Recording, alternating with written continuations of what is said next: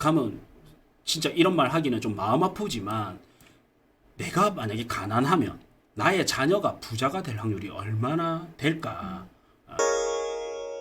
생애 주기별 수지 추이가 있는데 우리나라 평균 보면 27세 때까지는 적자래요. 쓰는 돈이 더 많다. 버는 돈보다. 그 다음에 27세부터 61세까지가 흑자 구간이고 그 이후로는 다시 적자 구간이 오는 거예요. 그러면 내가 요때 번 돈으로 지금 나의 노후도 써야 되고요. 그 다음에 뭐가 있어요? 우리의 아이들. 그 다음 또 뭐가 있어요? 우리 위에 부모님 이렇게 있잖아요. 이걸로 다 써야 되거든요. 이게 너무 힘들다라는 거지. 그리고 슬프네요. 결국 고민이 이거 아니에요. 집을 샀는데 집값이 떨어지면 어떡하지? 그래서 못 사는 거 아니에요. 그리고 집을 안 샀는데 집값이 또 올라버리면 상대적으로 내가 가난해지잖아요. 그래서 우리 그때 벼락거지라는 용어가 나왔잖아요. 그래서 이것 때문에 항상 고민은 아니에요. 예. 근데 저는 과감하게 말씀드리면 고민할 필요 없다.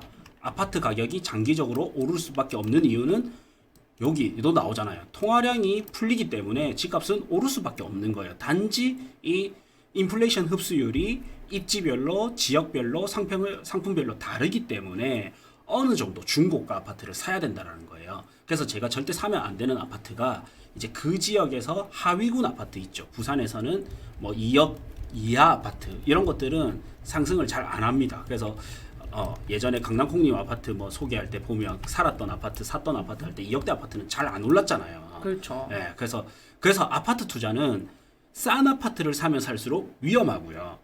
비싼 아파트를 사면 살수록 상승률이 더 높으니까 더 안전하단 말이죠. 그래서 우리가 너무 무리하지 않는 선에서는 빚을 좀 내더라도 대출이라는 레버리지를 활용하던 보증금이라는 레버리지를 활용하든 더 좋은 아파트를 사라는 거예요. 예. 그리고 여기 보면 결국 이제 통화량과 주택 가격 지수는 결국 만나게 된단 말이에요. 아까 제가 비슷하다 했죠. 2006년부터 23년까지. 근데 우리나라보다 더 자본주의의 역사가 긴 나라가 미국이거든요. 미국도 보면요. 통화량 지수와 주가 지수와 집값, 그러니까 주택 가격 지수가 완전히 일치해요. 우리나라보다 더. 예. 그래서 사실은 돈이 얼만큼 풀리냐에 따라서 집을 살지 주가를 살지를 좀 보면 내가 좋은 투자를 할 수가 있습니다. 그리고 이런 말 많잖아요. 부산은 뭐와 뭐다? 노인과 인구. 노인과 바다. 네. 그리고 인구 감소가 엄청 많잖아요. 그러면 이분들이 너무 저는 좀 핑계라고 생각을 하는 게 강남콩님이 최근에 바빴을 때 어린이집 유치원 뭐 이것 때문에 바빴다 했는데 제가 이거 물어보고 싶어요. 인구가 줄어들면 짜장면 값이 줄어들까요? 짜장면 값이 빠지나? 안 빠지죠. 네. 그러면 자동차 값은 빠지나? 안 빠지죠. 근데 왜 집값은 빠져요? 진짜 말도 안 되는 거 아니에요? 예. 참 집값에만 이상한 잣대를 갖다 댑니다. 예. 북한 가면 빠질 수도 있을지 모르겠다. 예. 근데 자본주의 시스템을 채택한 나라에서는 통화량이 풀리면 절대 음식 가격과 자동차 가격 빠질 수 없잖아요. 그러면 집값은 더 오르지. 공급의 탄력성이 더 부족한데 맞죠? 예. 그래서 결국에는 우리가 보면 저는 인구가 줄어도 집값은 오른다. 통화량만큼은 오른다. 예. 단지 이제 뭐다? 선별이 좀 필요하다. 특히 부산같이 인구가 줄어드는 곳에서는. 그래서 저도 최근에 이제 아기를 키우는데 지금 출산율 굉장히 낮았잖아요. 낮아도 결혼식 비용도 엄청 비싸고요. 산부인과 더 좋은 데를 가게 되잖아요. 비싸고요. 어린이집 구하기 힘들고 더 잘 되는 데는 더 잘 돼요. 그래서 부산을 보면 저는 하급지를 지금은 보면 안 되고 상급지, 중상급지를 보는 거는 저는 괜찮다라는 생각이 듭니다.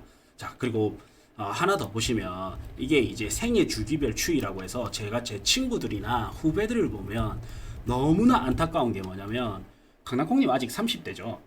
네, 30 후반 끝달입니다. 30대 때는 어떤 생각을 하냐면요. 저도 30대에서 이제 40대가 왔는데 어떤 생각을 하냐면 영원히 30대일 거라 생각을 해요. 그러니까 내가 지금 연봉 높은 분들이 투자를 좀 잘 못하거든요. 그게 왜 그러냐면 내가 영원히 돈을 계속 벌 수 있을 거라 생각을 하거든요. 근데 그게 아니라 여기 이제 자료를 보면 생애 주기별 이제 생애 주기별 수지 추이가 있는데 우리나라 평균 보면 27세 때까지는 적자래요. 쓰는 돈이 더 많다. 버는 돈보다. 그 다음에 27세부터 61세까지가 흑자 구간이고 그 이후로는 다시 적자 구간이 오는 거예요. 그러면 내가 요때 번 돈으로 지금 나의 노후도 써야 되고요. 그 다음에 뭐가 있어요? 우리의 아이들. 그 다음 또 뭐가 있어요? 우리 위에 부모님 이렇게 있잖아요. 이걸로 다 써야 되거든요. 이게 너무 힘들다라는 거지. 그리고 슬프네요. 예. 그리고 대기업들 보면요. 제 친구도 이제 삼성전자 퇴사하고 나와서 뭐 나왔는데 어쨌든 뭐냐면 점점 퇴직이 빨라지고 있어요. 근데 수명은 점점 늘어나고 있습니다. 그러면 내가 언제까지 노동으로 돈을 벌기는 저는 힘들다 생각을 하고요. 그래서 꼭 내가 돈으로 돈을 벌 수 있는 게 필요하다라는 거죠. 그래서 제가 12년 차, 13년 차 부동산 강의를 하다 보니까 많은 사람들을 만나잖아요. 저는 진짜 감사한 게 저보다 좀 더 연배가 많은 분들, 이런 분들을 만나다 보니까 그 사람의 삶에 대해서, 인생에 대해서 좀 간접 경험을 하게 되잖아요. 근데 요즘은 좀 오히려 부자들이, 저도 가난한 집에서 태어났기 때문에 부자들은 악착같이 해서 남의 돈을 뺏어서 부자가 됐을 거야 라고 생각을 했거든요. 근데 최근에는 보면 안 그렇더라고요. 오히려 매너도 좋고 마인드도 좋은 부자분들도 많았고, 그러면서 제가 딱 느낀 게 뭐가 있냐면 제 친구들 중에서도 여전히 좀 못 벗어나고 있는데 그냥 오로지 직장 월급에만 이게 매이다 보니까 이런데, 내가 가면 진짜 이런 말 하기는 좀 마음 아프지만 내가 만약에 가난하면 나의 자녀가 부자가 될 확률이 얼마나 될까? 이거는 내에서부터 끊어버리지 않는 이상은 나의 자녀도 똑같이 저는 좀 대물림 될 가능성이 좀 되게 높다라고 보거든요. 자식은 부모의 거울이라고 하잖아요. 그냥 자녀들은 분명히 내가 어떻게 하는지를 볼 거란 말이에요. 그래서 우리가 이제 그 수업을 할 때 수강생분 중에 어떤 분이 있었냐면 50대고 60대인데 코로나 때 인강을 들었어요. 이제 인원 제한 없을 때는 임장도 돌고 했는데 엄마가 인강을 들으면서 공부를 하니까 아이들이 공부를 하기 시작하는 거예요. 그리고 엄마를 응원해줘요. 그리고 공부를 해서 내가 계속 성장을 해야 된다라는 거를 거기서 보여주는 거예요. 저는 상속세 없는 상속, 증여세 없는 증여가 뭐냐면 마인드와 지식의 대물림이 크다고 보거든요. 그래서 잘 사는 사람들일수록 교육의 힘을 많이 쏟는단 말이죠. 그래서 저는 반드시 내 때에서 이걸 끊어가지고 우리 자녀가 좀 더 행복한 삶을 살 수 있도록 만들어줘야 된다고 생각을 합니다. 그러면 이제 대한민국에서는 도대체 어떻게 하면 부자가 될까? 그건 정해져 있잖아요. 이거 말고 또 있나? 자, 좀